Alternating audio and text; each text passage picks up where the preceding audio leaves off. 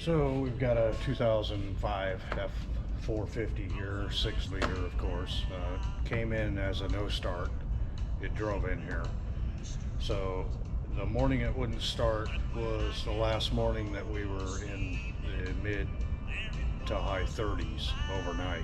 So I mean, that was pretty simple for me to figure out. The only code it had a crankshaft or camshaft position sensor circuit code.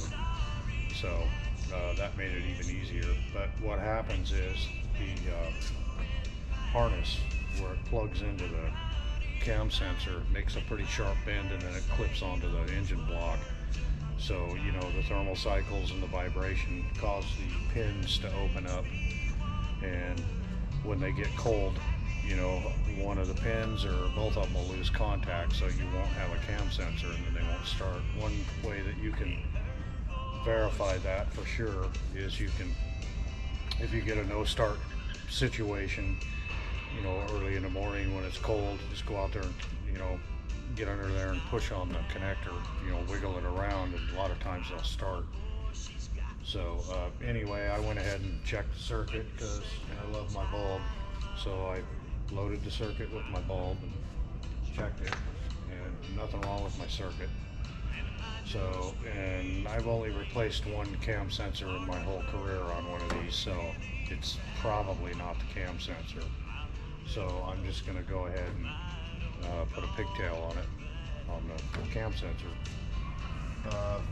You know, it starts every morning for me, but like I said, we've been above the mid 30s. You know, it warmed up, so generally that issue you're only going to have when it's, you know, when it's really cold overnight, which, you know, 35, 36 degrees is cold enough for that to happen.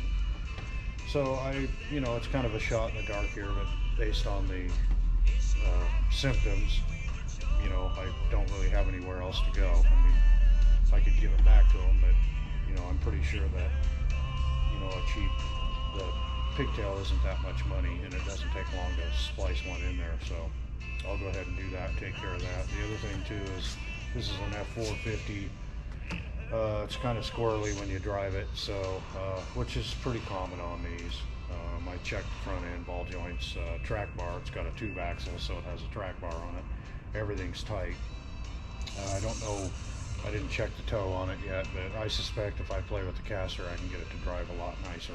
So, because I've been down that road before, so I'll look at that. But anyway, speaking of cam sensors, I had a 7.3 in here, a 2001 the other day that had the typical, you know, fire goes out when you pull up to a stop, or when you're going down the road, it'll misfire and chug. And had a circuit code for the cam position sensor, of course. So I got in there to test the circuit. It did have one of the updated, you know, recall cam position sensors in it, and I just, for the hell of it, and I usually do that, I'll look at the pins, and it looks to me like somebody jammed a test light in there, you know, in the center terminal, which is your 5-volt reference voltage. You know, this wasn't made to go in there. They actually, believe it or not, they make the right pins. If you want to test these, you know, you can test these with the right pins. And that's the way I do it, so that I don't stab or in there with a test light. Why you would check this with a test light is beyond me, because like I said, it's a 5-volt signal. So it got a new pigtail, and for 23 bucks it got a new cam sensor too, because, you know, they're 23 bucks. So, and this will make the engine not run. So anyway, if you're doing electrical testing, don't jam your scope on a rope in these small terminals, because you'll bend it and then they'll lose connection. You know, this thing here was barely making contact on that circuit, and it was temperature related too. You know, things heat up and expand, and then it would start acting up or just flat out stall. So be really careful when you do that. So anyway, that's this. It's the end of the day, and I'm happy.